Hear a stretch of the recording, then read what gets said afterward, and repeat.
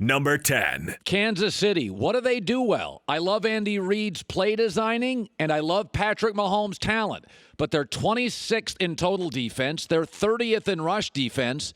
And I'm sorry, if you can't get New England off the field or Baltimore off the field or Indianapolis off the field, you're not winning any playoff games. You cannot be this bad running the football. Last night they got 4 picks. And the Chargers were going for the tie with 18 seconds left in Mexico City. They simply don't do enough well.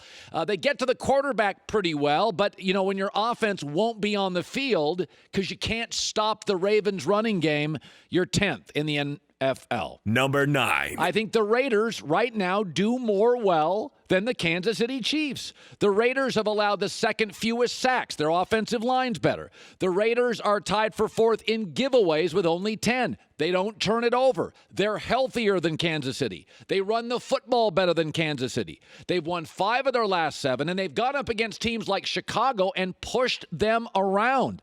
This is a real Raiders team. I was totally wrong on it. Mike Mayock's done an unbelievable job between Richie Incognito, Trent Brown in the offensive line, between Josh Jacobs at running back, Hunter Renfrow, the wide receiver, the tight end from LSU, Darren Waller, the other tight end from Baltimore. They can play power football. They can be clever. They're incredibly efficient. 9th in offensive rushing, yards per game. So top 10, they'll pound it, eat the clock. Raiders 9. Number 8. Cowboys at 8, I drop them. Listen, we got a problem here defensively. Jeff Driscoll gave you problems. They're 21st in takeaways. They haven't had a takeaway in 2 weeks. Again, Jeff Driscoll, Kirk Cousins in prime time. Takeaways tell me you're making the other quarterback uncomfortable. When you start seeing big turnovers, that's like last night, you see a lot of turnovers. It's like, oh, there's something going on with the quarterback. He is rushed. Dallas doesn't do that anymore. Last couple of weeks, they're giving up 28 a game to what I consider, Kirk Cousins and Jeff Driscoll. Kirk Cousins is obviously better. It's not about Dak. Dak's one of the things I love about this team. Left tackle, Amari Cooper, Dak, love that. Love that. I like their weapons a lot. Randall Cobb, Michael Gallup. They actually have one of the top 4 or 5 receiving corps in the NFL. But this defense is a problem, especially when you're in a division with Garoppolo and Aaron Rodgers and Russell Wilson and a lot of clever offenses. Number 7. Slightly ahead of them, the Minnesota Vikings. They've won 6 of their last 7. But, they're so weird. They fall behind 20-0 at home to Denver. They only rushed for 37 yards. And, by the way, if you go to Kirk Cousins against teams 500 or above since 2018, 4-8.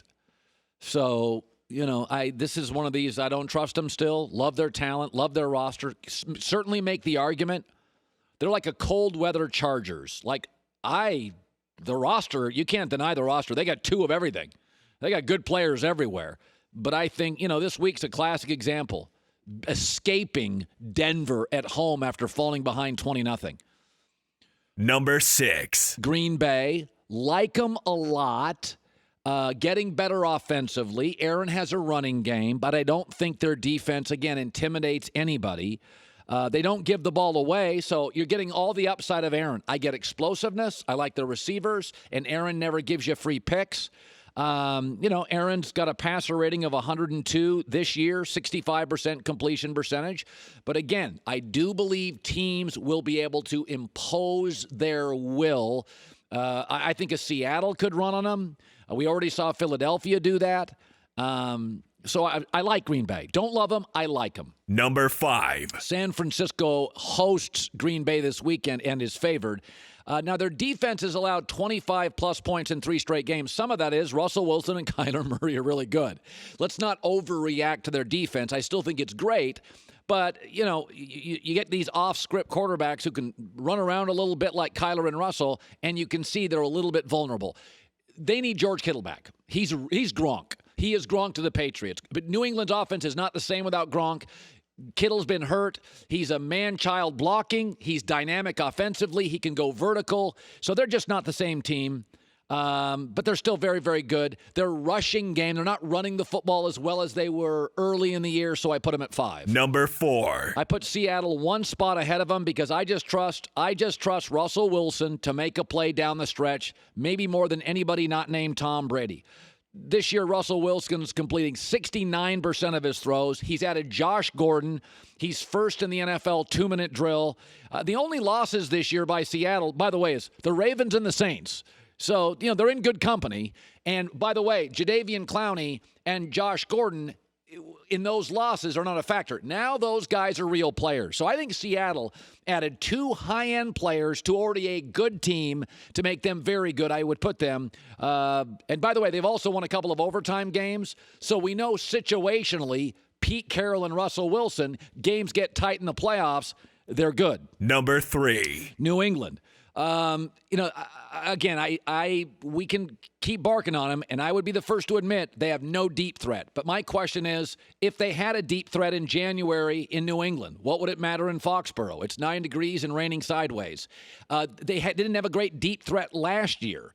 I think they're missing an offensive piece. Can N'Keal Harry be that piece? They're getting Isaiah Wynn back at left tackle. They win this weekend. They're favored by a touchdown. They're going to be 10-1, guaranteeing they win the division, get a bye, and host a playoff game. Win it, they're in the AFC Championship. They still have the best coach in football, the best secondary, an A defense, A experience, A coordinators. Still like them. Number 2. Saints.